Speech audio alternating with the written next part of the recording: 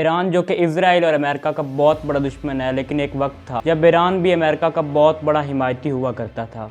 एक वक्त था जब ईरान भी अमेरिका का दोस्त हुआ करता था। ईरान जो कि एक इस्लामिक स्टेट है और वहाँ के लोग इस्लामी कवानीन को फॉलो करते हैं। लेकिन एक वक्त था जब ईरान में भी अल्कोहल आम थी, हिजाब पे बैन था और ईरान में इस्लामिक कवानीन को फॉलो नहीं किया जाता था। लेकिन कैसे आया ईरान में इनकलाब और कैसे ईरान पर्शिया से इस्लामिक रिपब्लिक ऑफ ईरान में चेंज हुआ, आज इस वीडियो में जानेंगे। 1979 से पहले ईरान में पहलवी डायनेस्टी की हुकूमत थी। 1925 से 1979 तक ईरान में इस पहलवी खानदान की हुकूमत रही। 1941 में मोहम्मद रजा शाह पहलवी ईरान के शाह बने। मोहम्मद रजा शाह पहलवी उस वक्त अमेरिका के बहुत बड़े हिमायती हुआ करते थे और यूएसए के कहने पे उन्होंने ईरान में हिजाब पे बैन भी लगाया था ताकि वेस्टर्न कंट्रीज की तरह ईरान को भी मॉडर्नाइज किया जा सके।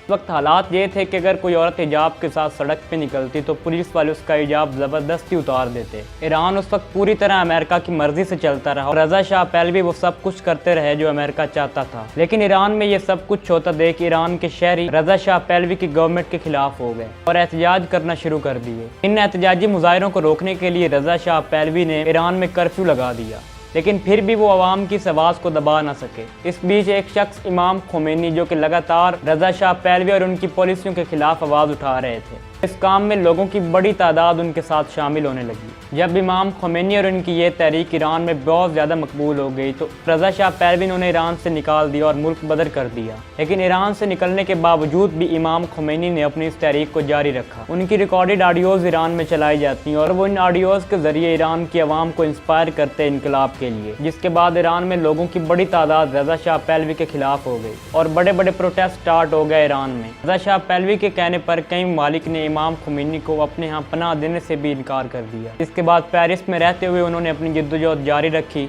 और रिकॉर्डेड ऑडियोज़ के जरिए अवाम को इंस्पायर करते रहे। इमाम खोमेनी की मेहनत और जद्दोजहद से ईरानी अवाम में शऊर पैदा हुआ, लाखों की तादाद में बड़े मुजाहिरे होना स्टार्ट हो गए। इसके बाद आखिरकार 1979 में रजा शाह पहलवी को ईरान छोड़ के जाना पड़ा। लंबे अरसे से मुल्क से बाहर इमाम खोमेनी मुल्क में वापस आ गए।